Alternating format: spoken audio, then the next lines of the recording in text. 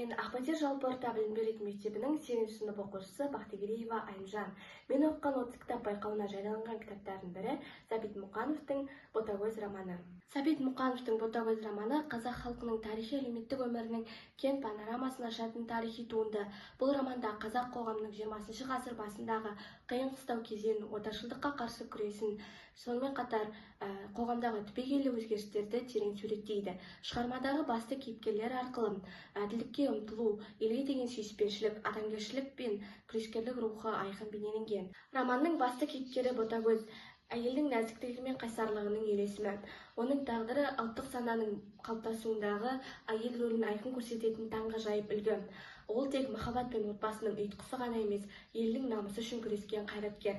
Оның өмір жолы жетімдіктен басталып, әділетсіздікке қарсы ұласқан ауыр жол, бірақ ол ешқашан мойымады. Осы бейне арқылы Сәбит Мұқанов әйел адамның рухани күшінің, еркіндік пен әділдіктің құштарлығының биіктігін көрсетті.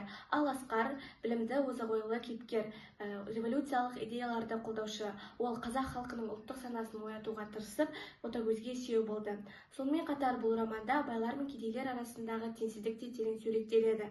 Олар өз билігін сақтап қалу үшін отаршыл саясатты қолдап, кедейлерді қинады. Ботагөз романы қазақ әдебиетінің інжу маржаны.